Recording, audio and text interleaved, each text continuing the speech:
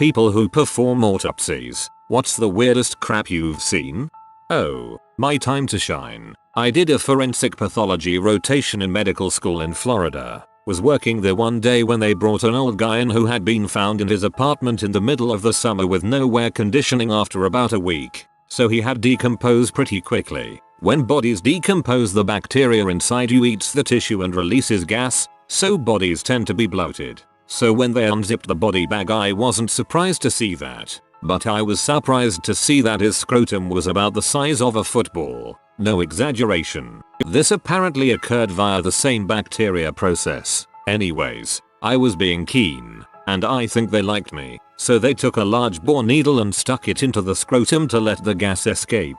Then, they took a lighter and lit the end of the needle, so as the gas was escaping from the scrotum, it burned like a blowtorch. Lasted for about 20 seconds. They justified the process by saying it decreases the smell in the lab. Talk about seeing things that very few other humans have. The scrotum blowtorch.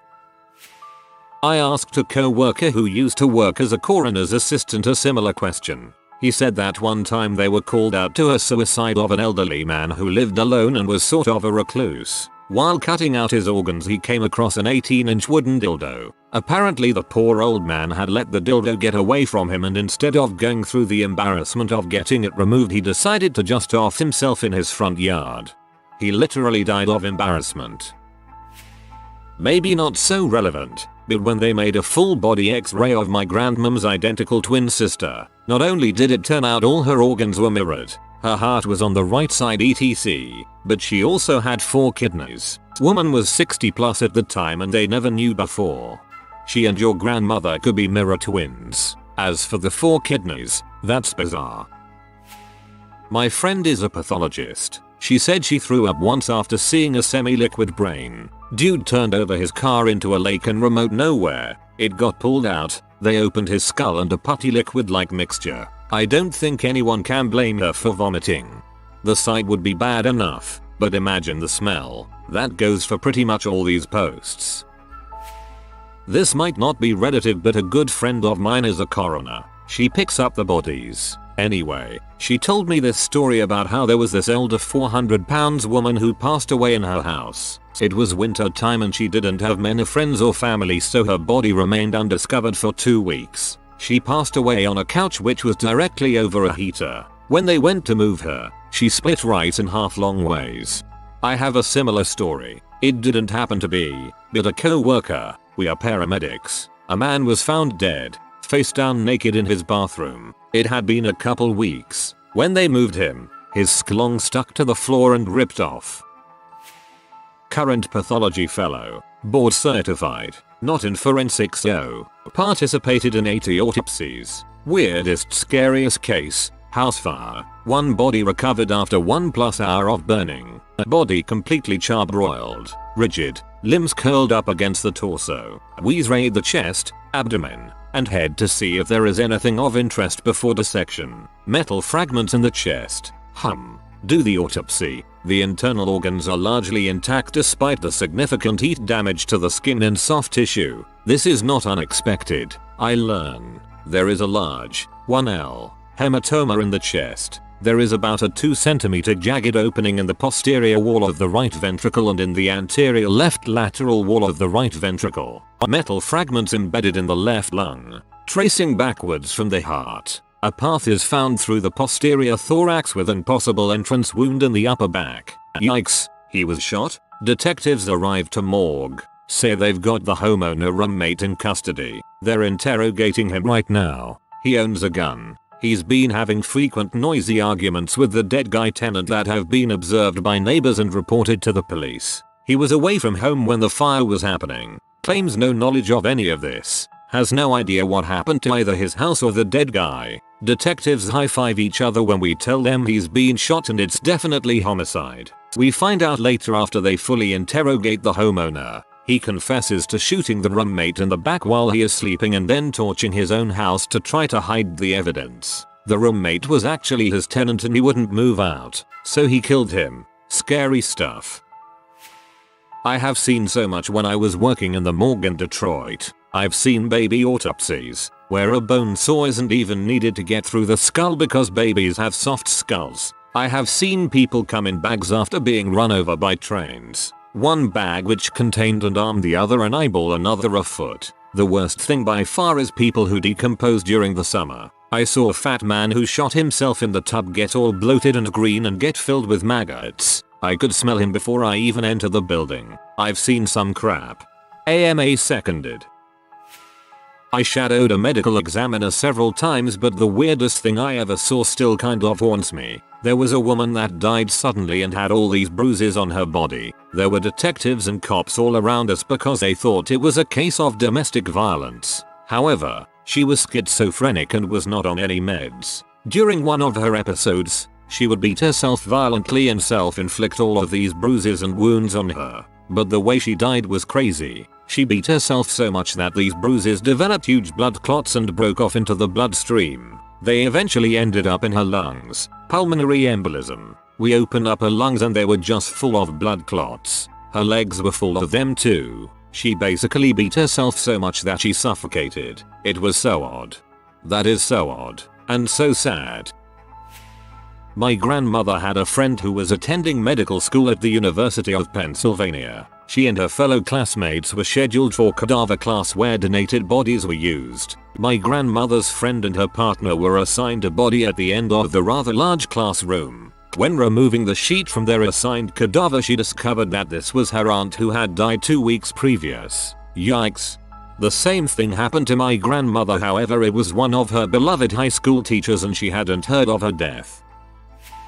My mother is a physician and has always loved telling her cadaver lab story from medical school. At the very beginning of the semester, the med students were paired up with their cadaver. The professor had a policy that if the med student could convincingly attribute cause of death, they would earn some bonus points. My mother was discouraged because her cadaver was an old white-haired lady and death by old age is a difficult task to prove. Much to my mother's surprise, she was the first to earn said bonus points. Her sweet old grandmother cadaver had died from being shot and stabbed multiple times in the back. Man, surprise ending. You would think they would pass on that one for a cadaver lab. I have a good friend who's worked as a coroner and embalmer his whole life. Family business. And he has some sick stories. A man in my town committed suicide by sitting on the train tracks and getting hit by a train. He had to get under the train and pick out his pieces, where he found the guy's hand, forearm and some intestines. He then spent the afternoon walking a 1.5 mile strip of train track picking up as many pieces of the guy he could find. Man, people can at least be thoughtful enough to not kill themselves messily. Took a forensic biology night class at a community college which was taught by the county coroner. Second class, he mentioned that human brains turn the consistency of a milkshake after decomposing for a few days, weeks in the skull. They pour them out. I stopped at Chick-fil-A and brought a milkshake to the remaining 13 classes. I'm not a pathologist, but when I was an EMT, I got called to check the well-being of a woman who hadn't been seen for over a month. We found her, all 350 plus pounds of her, dead, probably about 3 weeks. She was bloated and decomposing, but her cat remained well fed. Note that wasn't the worst thing I've seen. Had a class in uni once where someone showed the pics of a case and the room had to guess. The lady with a condom shot in her throat took us the longest. For many years my father was a homicide investigator. He's seen lots of dead bodies. One time, they were all standing around this freshly killed body that had just started going through the rigor mortis process. All of a sudden, the body sat up. 5 grown men, all of them tough Texas good old boy cop, nearly crapped their pants and started running out of the house screaming. The medical examiner who was there had a great laugh. Another time, they got a call from a woman's neighbors that they hadn't seen her in days and her car hadn't moved and the mail was piling up. So they went over to check it out. When they got there, they found that she had hung herself from her high vaulted living room ceiling. By the time anyone arrived, her neck had snapped and the skin has stretched. Her neck was about 5 feet long and her knees were on the floor. Not my story, but a cop told me once that he went on a call to a house because it seemed like it had been abandoned. He goes up to the window to look in and can't really see. It's too dark and it looks like a garbage bag is over the window. so they end up breaking down the door and get swarmed by thousands of flies. Turns out the lights weren't off, but there were flies all over them. The stench was horrible. The body had been decomposing for so long it fused to the couch, and when they tried to move the body they pulled the arm and it ended up ripping off. Mrs. Krabappel and Principal Skinner were in the closet making babies, and I saw one of the babies and the baby looked at me. I'm probably way too late to the game, but I interned at our county coroner's office for a summer for college credit. Saw several dozen autopsies. The first and most haunting one was of a child who had set some things on fire in his grandmother's trailer and then hidden under the bed to keep from getting in trouble. The pathologist had to verify whether he had died of the resulting fire or if he had died of smoke inhalation. He was curled into basically the fetal position, kind of hugging his knees. He was totally blackened and charred. The waistband of his jeans and the tops of his socks had semi-protected his legs, so you could see some severely burned skin there, but it was the only humanesque looking part of him. As soon as the first incision was made revealing the body cavity, the coroner stated carbon monoxide and exited the room while the pathologist continued. Apparently when you inhale large amounts of carbon monoxide, your blood and organs turn this crazy cherry pink color. The body's position with the knees to chest is another indication. He was unconscious and died before any flames ever came in contact with his body. The smell was insane. Kind of a mixture of burnt popcorn and the smell your blowed rear makes when your hair gets caught in it. It looked so incredibly fake that if the actual body were to be used as a Hollywood prop, no one would have found it to be believable. Most interesting and horrifying summer of my life. I feel weird upvoting something so horrible. A friend of mine was a hospice nurse for a time. She told a story about one of her patients dying where the man was sitting in a chair and then keeled forward on his knees and face planted on a tile floor. She arrived to do the paperwork and the crew came to remove the body. They had to tell the family to go wait outside while they took care of it. By this point rigor had set in, so when they tried to pick him up he was stuck in this crouched over position. Even worse, his face had taken the exact shape of the linoleum floor and all the blood had pooled into his face, so it looked like a bunch of raisins that had been flattened against glass. To wheel him out they had to drag his body out of the room, then throw it up on a gurney so he looked like a turtle on its back except with his raisin face. She said it was by far one of the weirdest things she's seen in her 20+ years as a nurse. According to Google, rigor takes anywhere from 2 to 6 hours to set. Why the heck was a hospice of all places leaving people to sit dead for at least 2 hours? I'm in medical school. We started pathology this year, in which we do 1 autopsy a week. It's pretty interesting, although some of the cases can get weird. Because this pathology department is located in a poorer section of my city, they get a lot of people who died in their homes, or were homeless, or bodies from the nearby other university departments. Some notable cases. 2 weeks ago we had an autopsy of an elderly male who was homeless. He had tuberculosis. With tuberculosis, your lungs change from being airy alveolus spaces to becoming filled with necrotic, dead, tissue and pus. 3/4 of all his lung tissue was transformed to what pathologists loving call cheesy necrosis. Last semester we had some sad cases. A 3-day-old premature baby with congenital defects. A 27-year-old woman who died of rectal cancer after having survived breast cancer. Sometimes we'll have practices in the internal medicine department, then come to pathology and see the same person there. Earlier this week we had someone with what was suspected to be an inguinal hernia, but once cut open it looked more like cancer. Often someone comes in,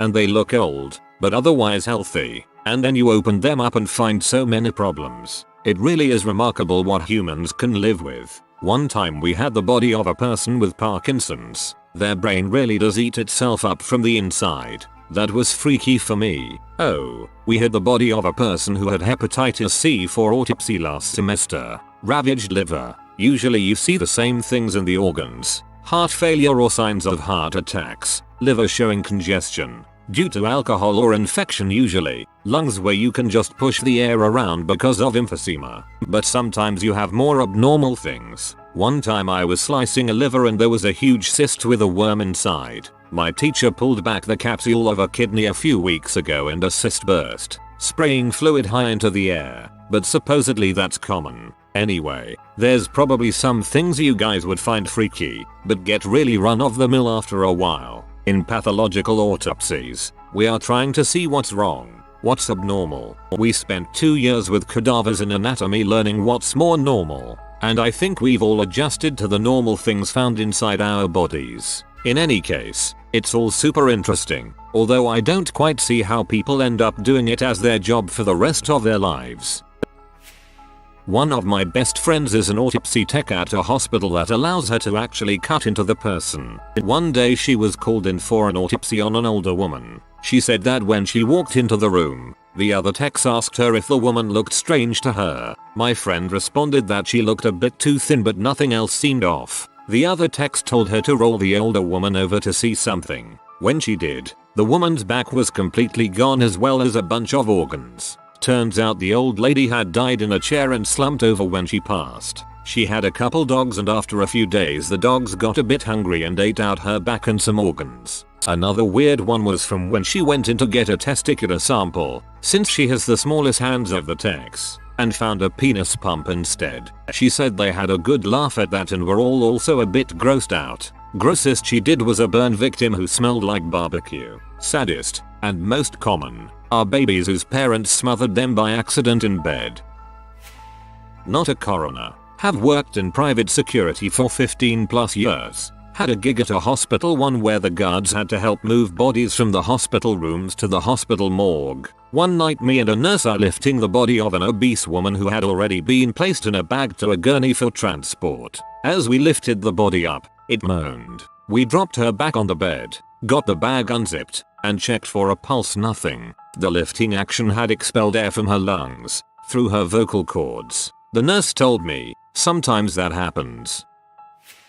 My high school jazz band teacher told us a story about his friend in college who was studying to be a doctor. This was the 60s, so it was a pretty ballsy move for a woman. She was friends with the other 2 women in one of her classes and they were constantly harassed by men for their gender, both calling them incapable and ridiculing them or making sexual comments toward them. They got fed up with it and wanted to get back at the guys. They came into the class early one morning and lined the inside of an empty cadaver with foil. Then they filled the stomach with baked beans. When the men entered the room they were eating the mush of a cadaver. A few puked and all were disgusted.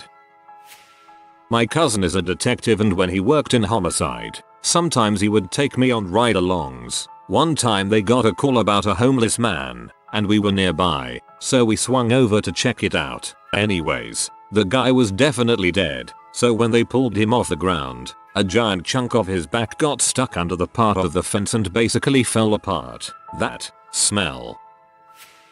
Former mortician here. Some crazy crap. Hardened arteries actually look and feel like PVC pipe. Trains make surprisingly clean cuts on humans. Heads explode a lot like pumpkins. You can vent decomp gas by puncturing the abdomen and pressing down. You can embalm a male in such a way as to give them an erection. Blood clots can be the same size and texture as a banana slug. Ropes leave necks stretched out after hanging. I've carried 9 human heads in an ice cooler for use in medical school. Lots more, I am sure, I just can't think of any right now.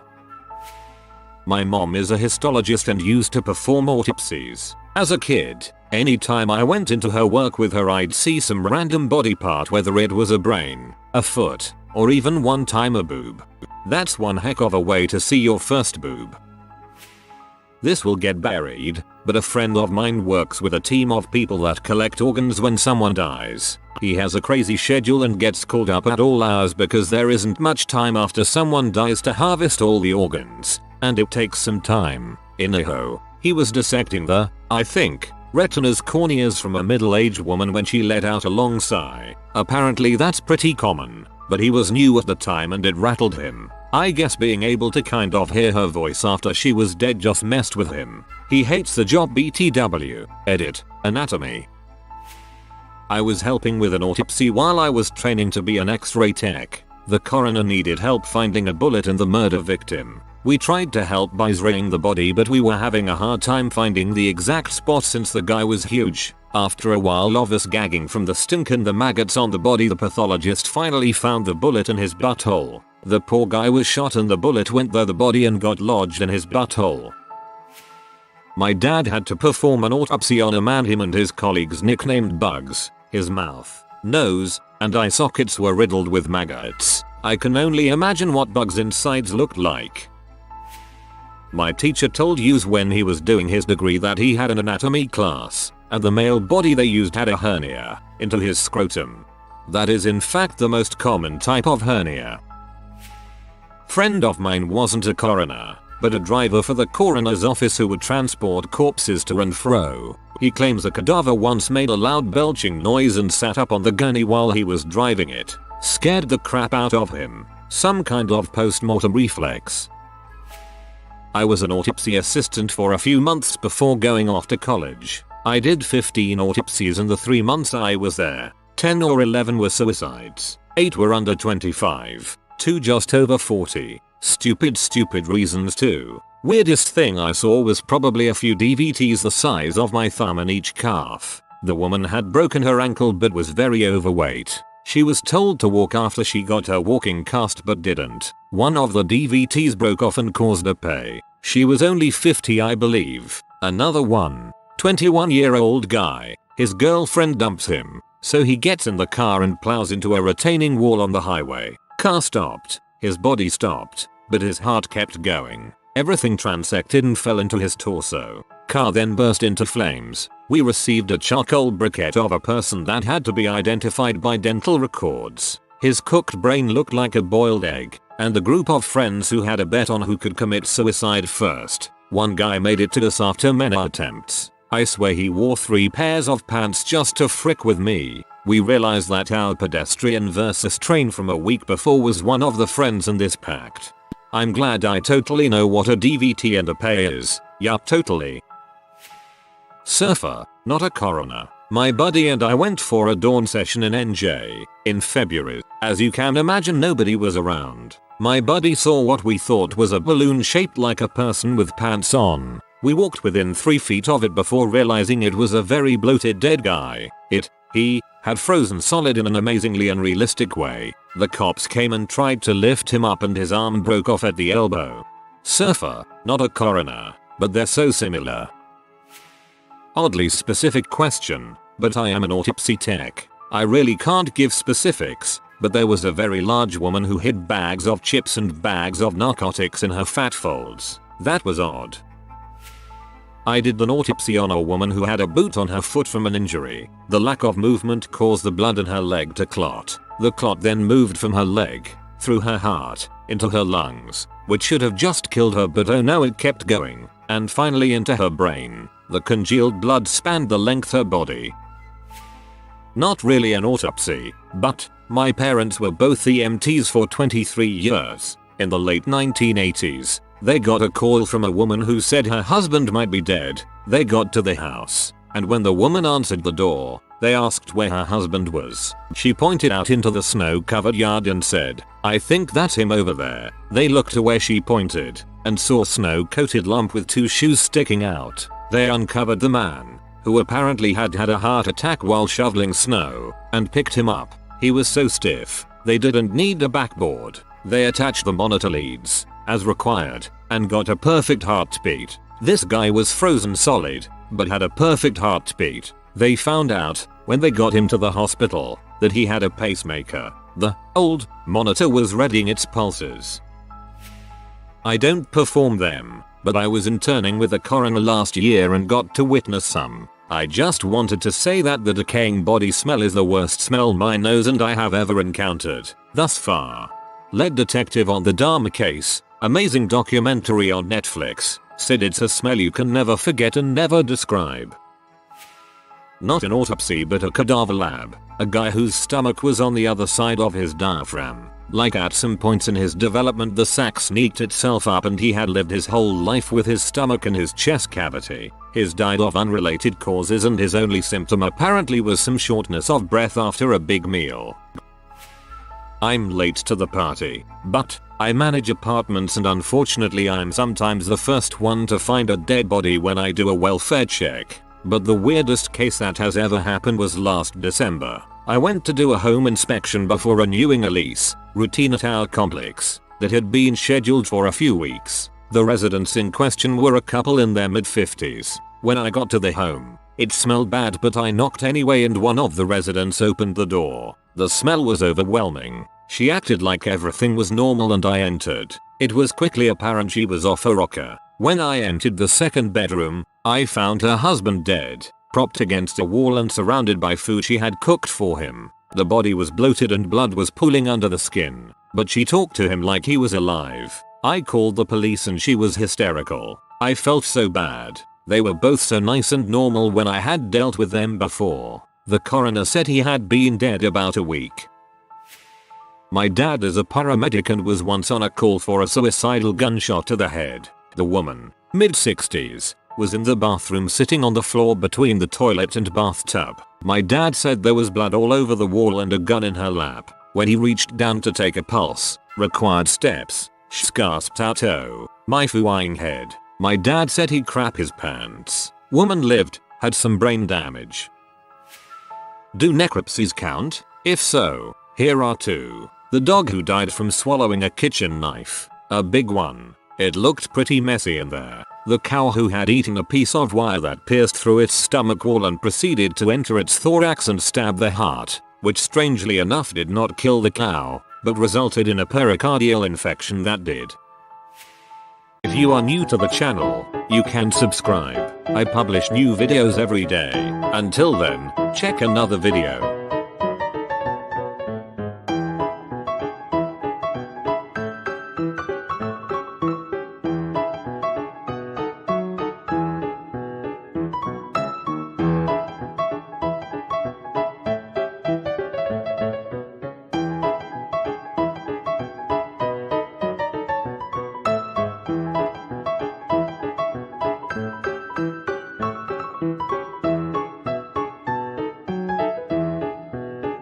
Bye for now.